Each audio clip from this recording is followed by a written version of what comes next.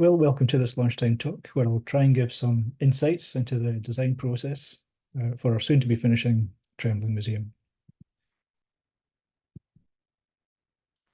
Oops. So I'll start with a brief background of how this exhibition came about. Our African art collection has never actually been displayed in the art gallery as art. It's not to say that it hasn't been displayed before. It's been in the museum, but just not displayed as art, but actually as part of an ethnography display. This exhibition was originally proposed by Andy Mills, our curator of archaeology and world culture. Shortly after, Dominic Patterson, our curator of contemporary art, was also brought in. It was also felt that it'd be a more authentic project if a notable African voice could be consulted upon. So Manthia Dewara, the writer and film director, originally from Mali, but now based in New York, as well as his partner Terry Geese, art historian curator, were invited to co-curate the exhibition. Manthia and Terry quickly pointed us in the direction of Édouard Glissant, who you can see as a Martinique poet and philosopher. So it was then a case of reading some of the more accessible articles on Glissant to develop a better understanding of his philosophy, and also see if I could translate his philosophy into a visual language to aid the display of the objects. We had lots of informal discussions where we bounced ideas around and highlighted other exhibitions that we liked. But some of the more practical and usable ideas came from actually getting to know the objects and having them laid out on tables like you see here. From this exercise, we discovered that the storage boxes that the objects are kept in, the colours actually work really well with the objects. So that became the first part of our, that became a colour palette and the start of the design language. We also, when we're viewing, you see there's a TV monitor in the background, and we're showing some films, and we noticed that viewing the film through the objects actually worked really well. So again, we decided we'll try and incorporate that into the display. There's also an object here. Can you see my mouse actually? Can you see my mouse moving? Yeah. So there's an object in here that it was a little bit too delicate to take out, so we just left it in the box. But that in itself was actually lent itself to another Glissant concept, the right to be opaque. So that gave us some ideas on how to display objects. So now we're into the exhibition. So as you walk into the exhibition on the right-hand side, we've got this wall. So this had a couple of functions. So one function was just to try and stop people from walking through from the entrance through to the exit. So we just wanted to deflect people into the exhibition. And it also gives a bit of context to how the objects are actually stored. So you can see they're all not just in racks, but they're actually in boxes as well. But the boxes don't say art, the boxes say ethno, so they're not categorized as art, they're categorized as ethnography. So we wanted to be upfront about that, and that was really one of the starting points of the exhibitions. And we've got a monitor embedded in that wall, which showed just a video explaining some of the concepts of the exhibition, because there's quite a lot going on. And the object that you see in front is a drum, and that is E1, which is the first object to be categorized or catalogued in the ethno collection. So this is what you see when you walk into the display. So I'm just showing this because one of the things we like to do as designers is have lines of sight. So you can view the introduction text through the drum, but you've also got this little red figure in the background, which is quite striking and catches your eye, and the idea is that it pulls you through into the exhibition. On the left is where we first introduce Glissant and some of his, introduced Glissant and some of his concepts, his philosophy concepts. So we've got these paper screens here which are made from Japanese soji paper, which are transparent. So that lent itself to the concept of opacity. And actually, this wall on the right, where it's printed, that was printed onto soji paper as well.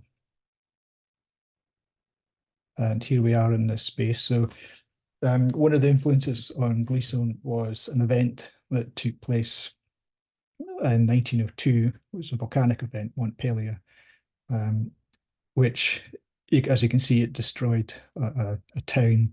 And this is actually a stereoscopic image. But it gave Glissant some notions of trembling, not trembling as in shaking, but a primordial event that interacted with human culture. And we're actually very lucky in the Hunterian. We've got an object from this village, which is actually a roof tile, which has lava fused into it. And that's another Glissant concept of hybridity, when you bring two objects together and they create a new meaning. Here's a more close-up view of the roof tile. So now we're into the main body of the exhibition. So one of the things that we're looking at was trying to get more of Glissant's philosophy. And so we initially started thinking about constellations and how we can get the concept of constellations in. And we'd had a meeting and we'd been thinking various ways. And I was thinking of fiber optics hanging down from the ceiling, or coloured rope representing different strands of migration.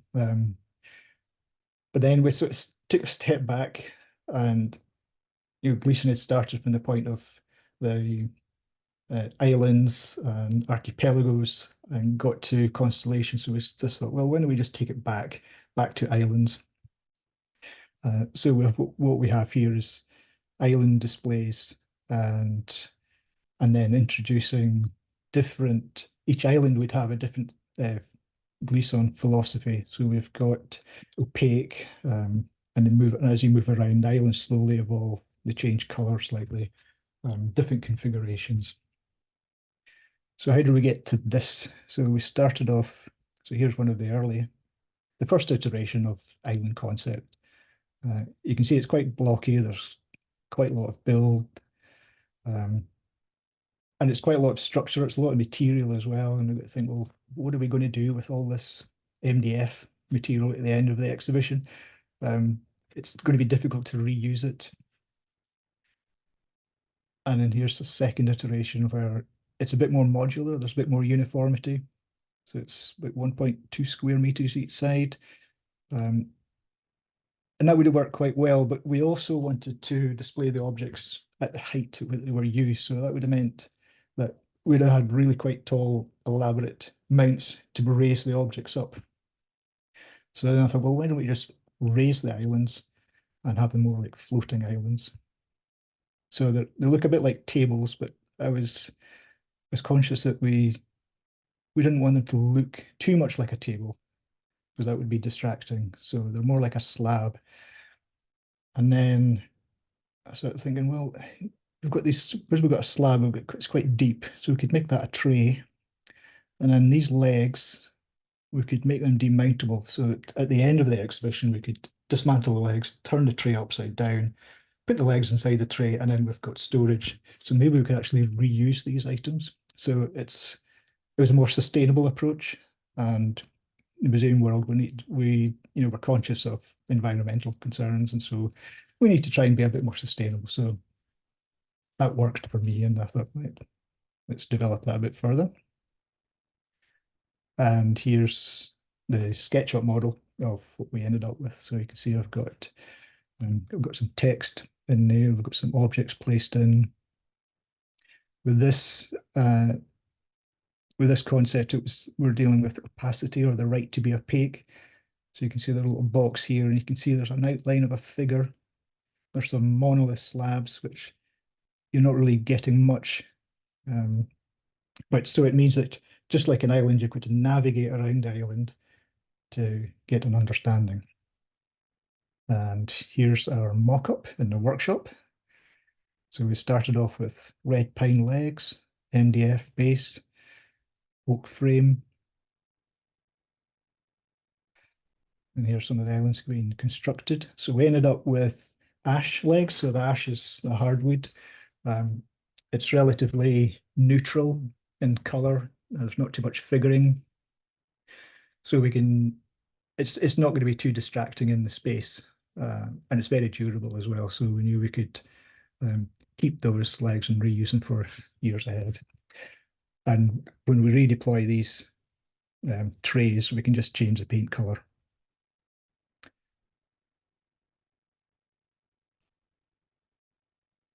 Yep. And so here we are, we're back. This is how the finished product looks. So if we navigate around the island, we get our first reveal where we've got a gongli mask and some aprons. So one of the other Glissant concepts was that he felt that when objects went into museums, that they stop being sacred or they stop being relative because they're then taken out of context and they become remote and distant. So we try to have as many of the objects as we could safely have out on open display. So any objects that are under canopies are either under canopies for security reasons or environmental concerns. But we also needed a way to stop people from getting too close to the objects and handling them. So we've got these black frames, black oak frames, which are really a psychological barrier. It almost represents a case, but it's not. So there's not that glass barrier between the visitor and the object.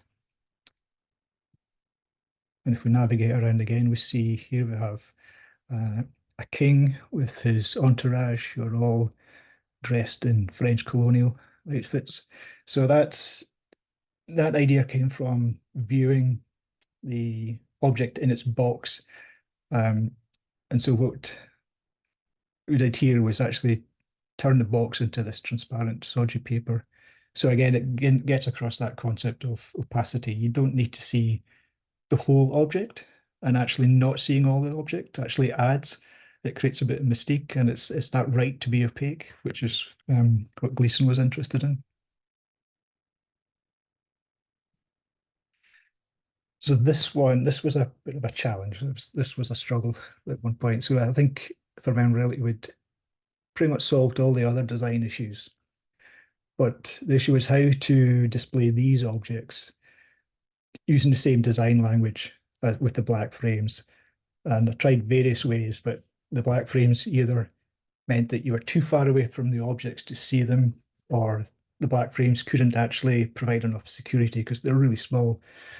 But in the end, again, through another discussion, I actually got inspired by one of the publicity posters that we'd just rejected, which we see here. So the first one was on the left, and then it was developed a bit further. So what we've got is we've got these fragments of glyphs. So a glyph is a typographical term for what we would normally just call a letter, but a glyph includes letters, punctuation, numerals, ligatures.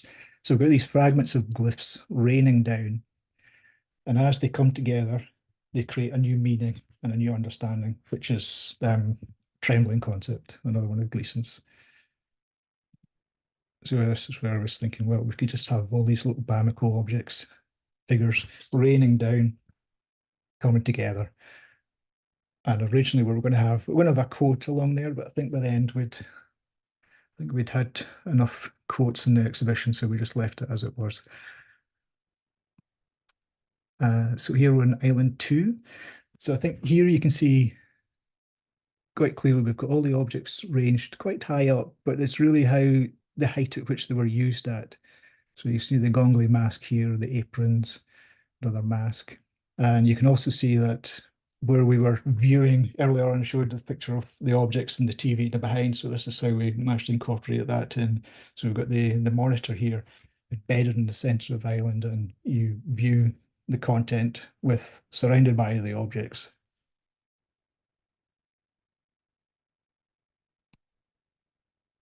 And here we're in Island 3, which dealt with the concept of hybrid. So in the background here, we've got an image which looks like something from the Book of Kells, but it is in actual fact Ethiopian.